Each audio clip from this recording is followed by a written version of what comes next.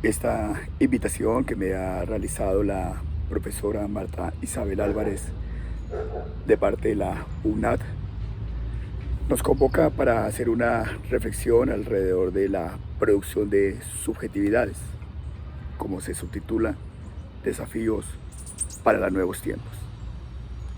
Y allí ubicamos entonces que claramente se nos dice cómo estamos ubicados en un nuevo tiempo. Un tiempo que no es una época, sino que es un tiempo dentro de esa época. Y hablamos del tiempo de la pandemia. Y se hace una invitación específica para que podamos llegar a plantear que asumimos nosotros como hipótesis, porque es un supuesto que viene después del confinamiento en cuanto al rol que podamos desarrollar como psicólogos. En ese sentido, quisiera hacer una ubicación, porque así me lo han solicitado, para reflexionar desde dos áreas, dicen los convocantes, que serían el área de la familia y el área educativa. Poder llegar a pensar que viene después del confinamiento implica que en alguna forma ubiquemos lo que ahora hay como contexto, para reconocer entonces que desde la psicología debemos actuar en lo que es propio y directo de nuestro campo, que es lo psicológico.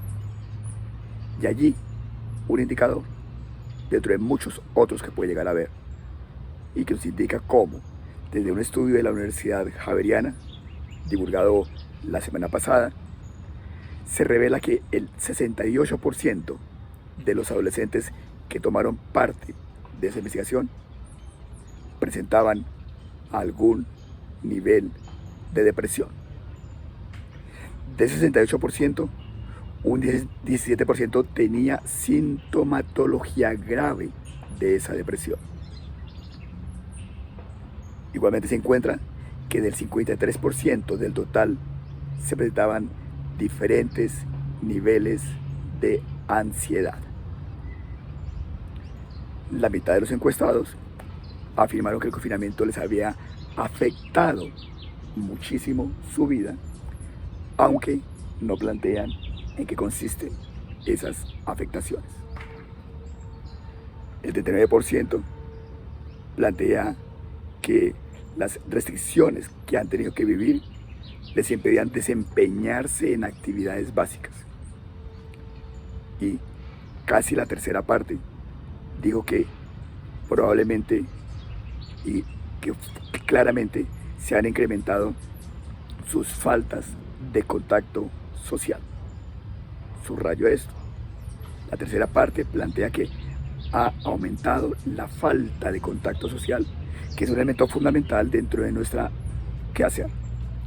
1 de cada 3 expresó que le afecta en gran medida que alguna persona de su hogar vaya o haya perdido el trabajo. Y por último, 1 de cada 5 manifiesta angustia derivada de las dificultades para adquirir alimentos básicos.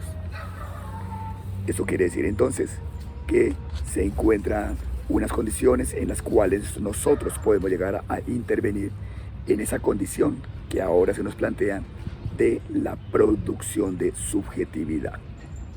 De allí podríamos encontrar elementos teóricos que nos van a plantear, por ejemplo, desde la voz de Cornelius Castoriadis, entre otros, en un texto que se denomina Sujeto y Verdad, el mundo histórico-social, cómo la subjetividad es una condición que tiene el sujeto, mediante el cual él mismo se coloca como objeto de observación para reconocer su procesualidad. Por lo tanto, la pregunta sería, ¿cómo nos vamos a colocar como objeto de observación en estas condiciones que al momento nos corresponde vivir? Para ver justamente quiénes somos. La pandemia nos ha logrado colocar en una condición que es la de confinamiento, que puede haber llevado a que nosotros reflexionemos sobre nosotros, o al contrario, que se vuelva una situación meramente conflictiva. La posibilidad de colocarnos como objeto de observación podrá llevar entonces a que despleguemos lo que Fernando González Rey, entre otros, en un texto que tiene, que se denomina Sujeto y Subjetividad, una aproximación histórico-cultural, dice, serían los sentidos subjetivos. Es decir, en relación con Castoriadis, la pregunta sería, ¿cómo esa subjetividad que tenemos nosotros de forma individual se va desplegando y expresando de maneras mucho más específicas, que serían los sentidos subjetivos, que a su vez van a generar configuraciones subjetivas? Y allí, el único que lo puede llegar a hacer es aquel sujeto que se piensa a sí mismo en cuanto que se coloca como objeto de observación. Pensarnos a nosotros mismos para pensar el tiempo presente, para pensar el momento del confinamiento. Y cierro con algo que aparece dentro de un texto que circula por redes, recién aparecido y denominado Cuando el mundo se detuvo, sobre encierro y otros virus, de Carlos Fajardo y Eduardo Esparza. Ellos hacen un juego de imaginación y dicen, voy a presentar un texto que va a ser fechado como del 2021, una vez haya pasado la pandemia. Y entonces dicen, para ese momento, lo que diríamos sería lo siguiente. Cada día aumentaban los ermitaños, los silenciosos, los introspectivos, los desconfiados, los agresivos, los neuróticos, los psicóticos, los paranoicos, los flemáticos, los sanguíneos, los misóginos, los melancólicos, los ciclorrígidos, los neurasténicos, los depresivos, los maníacos, los compulsivos, los inconformes, los antisociales, los reprobos, los truanes, los afíos, los malandrines, cáfares y malvados. En fin, toda una playa de infiernos. Y allí estábamos, añorando el mundo que se había esfumado. El mundo que de un momento a otro nos golpeaba con sus báculos.